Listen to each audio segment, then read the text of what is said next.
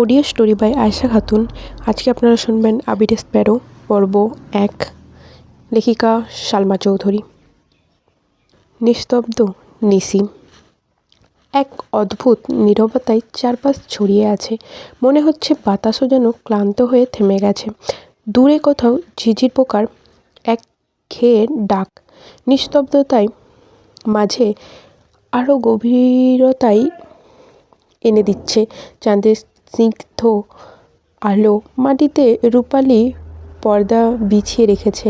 মাঝে মাঝে ঘাসের ফাঁক দিয়ে শিশিরের ফোঁটা গড়িয়ে মাটির বুকে নির্দ্বিধায় মিশে যাচ্ছে।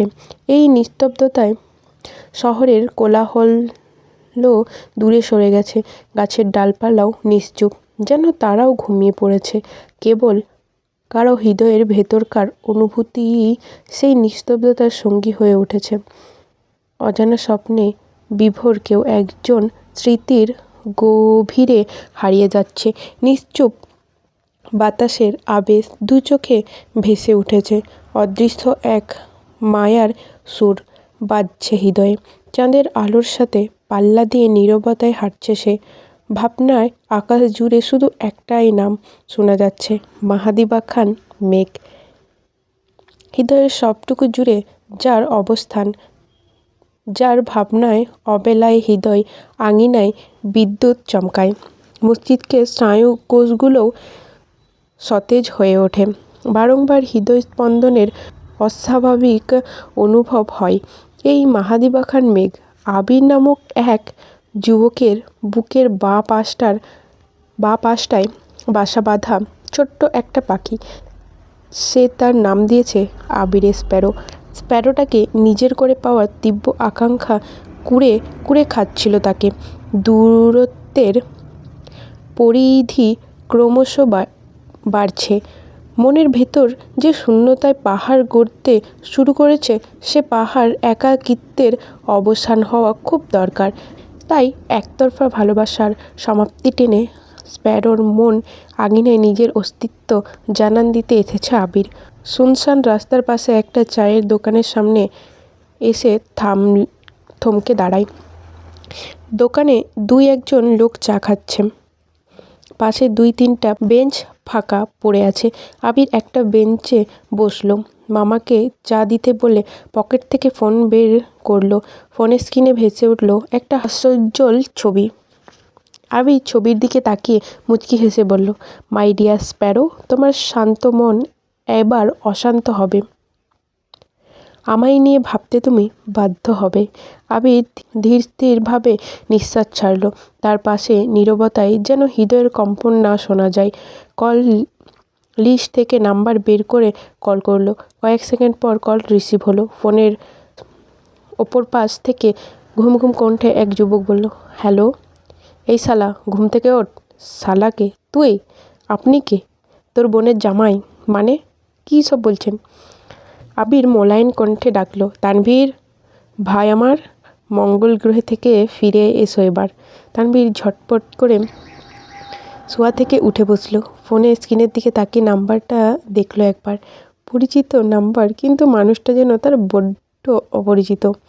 তানভীর উত্তেজিত কণ্ঠে ডাকলো, ভাইয়া। আবির কিন্তু কিছু বলার আগেই তানভীর আবারও শুধায়, কেমন আছো ভাইয়া? আলহামদুলিল্লাহ। তুই কেমন আছিস? আলহামদুলিল্লাহ, খুব ভালো। বের হতে পারবি? তানভীর খানিকটা চমকে উঠল। প্রশ্ন করলো, কোথায় তুমি? তোদের বাসার কাছেই, চায়ের দোকানে। তুমি চায়ের দোকানে কি করো? আর এখন এসেছো তুমি আমাদের বাসায়? আসো। আবির শান্ত গলায় বলল, এসেছি অনেকক্ষণ, কিছু কাজ ছিল, আজ বাসায় যাব না। তুই আসবি? এক্ষুনি আসছি ভাইয়া, তুমি একটু অপেক্ষা করো। তানভীর ওয়াশরুমে গিয়ে কোনো রকমে ফ্রেশ হয়ে নিল। তাড়াহুড়োয় টি শার্ট আর ট্রাউজার পরেই ছুটল। হালিমা বেগম ডাইনিং রুমে বসে টিভি দেখছিলেন। তানভীরের ছুটোছুটি দেখে আতঙ্কিত গলায় শুধালেন, কী হলো তানভীর, এভাবে ছুটছিস কেন? তানভীর একবার বলতে নিলেন, ভাইয়া এসেছে। পর মুহূর্তে কিছু একটা ভেবে থেমে গেল। ঢোক গিলে ধীরে কণ্ঠে বলল, একটা জরুরি কাজ আছে আম্মু। ফিরবি কখন? ঠিক নেই, একটু সময় লাগবে। হালিমা বেগম ফের বললেন, তোর আব্বু সজাগ হলে কি বলবো? কিছু একটা বলে ম্যানেজ দিও প্লিজ।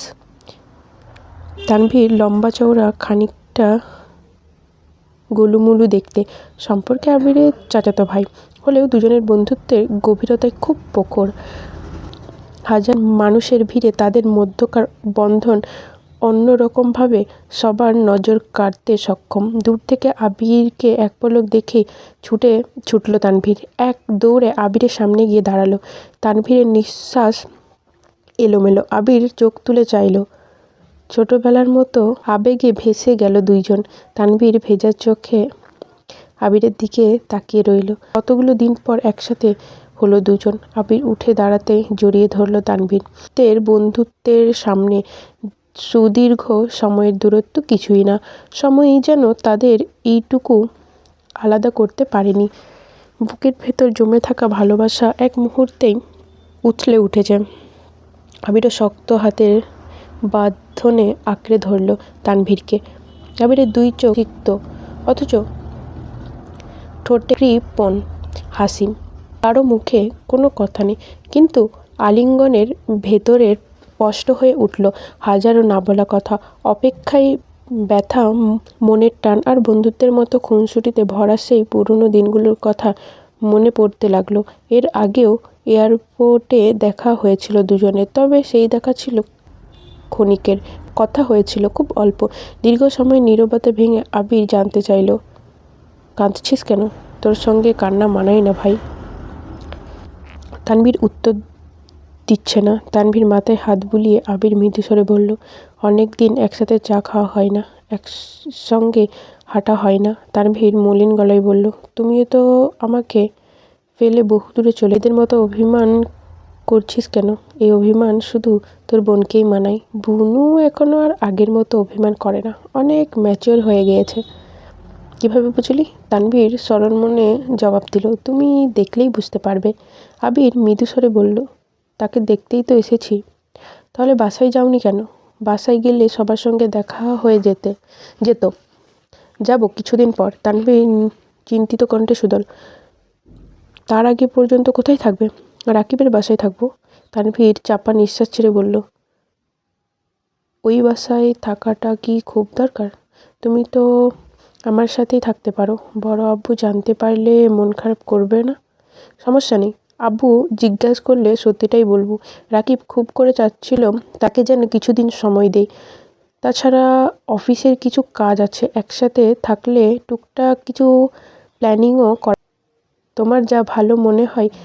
আবির আর তানভীর চা খেতে খেতে গল্প করতে লাগলো। কত শত না বলা কথা জমে আছে মনের কোণে। জোয়ার ভাটায় কাটানো দিনগুলো এখন কেবল স্মৃতির পাতায়। গল্পের এক পর্যায়ে আবির জিজ্ঞাসা করলো, মেঘ কেমন আছে? তানভীর মুচকি হেসে জবাব দিল, সে খবর আমার থেকে নেবে কেন? নিজেই না হয়ে নিও। ও কি আমার কথা মনে করে? তুমি কে? আমার কথা মনে করবে কোন দুঃখে? আবির কিছুটা ক্ষিপ্ত হলো, রাগী স্বরে বলল, তোর বোনকে বিয়ে করব আমি, তারপর বলিস আমি কে? তানভীর অনমনে হাসলো, আর চোখে আবিরকে এক নজর দেখে শান্ত কণ্ঠে বলল, আমার বোনের জন্য এরকম বিয়ের অফার প্রতিদিনই আসে। লিস্ট চেক করে বলতে হবে। তোমার সিরিয়াল কত? আবির রাগান্বিত কণ্ঠে বলল, সিরিয়াল? তোর সিরিয়ালের টানা নানা করে ফেলবো। সব সিরিয়াল ফেক করে তোর বোনকে আমার করে নিব, দেখে নিস। ও তাই? তানভীর কণ্ঠস্বর ভারী, গম্ভীর গলায় ফের বলল, এই তোমার যোগ্যতা, খুব তো বলেছিলে পড়াশোনা করব, যোগ্যতা অর্জন করব, ওর বোনকে সম্মানে আমার বউ বানাবো, এই তার নমুনা? আবির ভ্রু কুঁচকাল। তানভীর বক্ষ দৃষ্টিতে তানভীরের দিকে কিছুক্ষণ তাকিয়ে রইল। তানভীরের গুরু গম্ভীর হাবভাব কিছুক্ষণ পরখ করে মৃদু স্বরে বলতে শুরু করলো, ও আচ্ছা, আপনি তাহলে সম্বন্ধের মুডে আছেন? সরি, ভুলেই গিয়েছিলাম। ভাইজান, আপনি বিশ্বাস করুন, আমি ভালো হয়ে গিয়েছি। বস্তা ভরে সার্টিফিকেট অর্জন করে নিয়ে এসেছি। আপনি আর আপনার আব্বাজান মিলে সারাদিনেও আমার অ্যাচিভমেন্ট দেখে শেষ করতে পারবেন না, ইনশাআল্লাহ। এখন আমার একটাই লক্ষ্য। তানভীর মৃদু হেসে আবিরের দিকে তাকিয়ে প্রশ্ন করল, সেটা কি? আপনার বোনকে বিয়ে করে আমার নামের পাশে বিবাহিত ট্যাগ লাগানো। তারপর আপনাদের সামনে বিয়ের সার্টিফিকেট রেখে বলবো আলহামদুলিল্লাহ, আমি আমার জীবনে সব স্বপ্ন পূর্ণ করেছি। আমার সাফল্যের খাতা আজ পরিপূর্ণ হলো। যদিও অলিখিতভাবে সাফল্যের খাতায় একটা শূন্যস্থান তখনও রয়ে যাবে। তানভীর ভ্রু নাচিয়ে জিজ্ঞাসা করলো, কি? আবির মাথা নিচু করে দাঁত দিয়ে নখ কামড়ে লাজুক ভাব নিয়ে বলল, আমার বাবা হওয়া। তানভীর কাঁচতে কাঁচতে বলল, তোমার ভাবনা এত দূর? কেউ একজন আসুক, ছোট্ট ছোট্ট পায়ে পুরো বাড়ি ছুটোছুটি করুক আর আদুরে কণ্ঠে বলুক, মামা আমাতে চকলেট এনে দাও। ভালো লাগবে না তোর? আমি তো খুব করে চাই। তানভীর গলা খাকারি দিয়ে বলল, বিয়ের কোনো খোঁজখবর নেই। এখনই বাবা হওয়ার চিন্তা আছো? আমার বোন আদেও তোমাকে বিয়ে করবে তো? আবির ঠোঁট বেঁকিয়ে হাসলো, নিস্পৃহ কণ্ঠে বলল, তোর বোন বিয়ে না করলে আমি তাকে বিয়ে করব? তানভীর কোনো কথা বলছে না। আবির আকস্মাৎ সন্দেহের দৃষ্টিতে তাকালো, নিশ্চিন্ত কণ্ঠে শুধালো, বাই এনি চান্স তুই কি আমার নামে বদনাম করেছিস? কি যা তা বলছো? আমি বদনাম করতে যাব কেন? আমি যতদূর বুনুকে বুঝি ওর মাথায় এসব চিন্তাভাবনা একদমই নেই। তাছাড়া তোমার সাথে ছোটোবেলা থেকে ওর দ্বন্দ্ব লেগেই আছে, তাই বললাম একটু রিস্ক হবে। আবির নিষ্পব কণ্ঠে বলল, যে ভালোবাসায় যত রিস্ক সে ভালোবাসায় তত বিশুদ্ধ। একটা সময় আসবে তখন তোর বোন আমার জন্য দেওয়ানা হয়ে যাবে, আমাকে পাওয়ার জন্য বেকুল হয়ে উঠবে, ঠিক যেমনটা এখন আমার মধ্যে চলছে। তানভীরের ঠোঁটে প্রাণবন্ত হাসি ফুটল।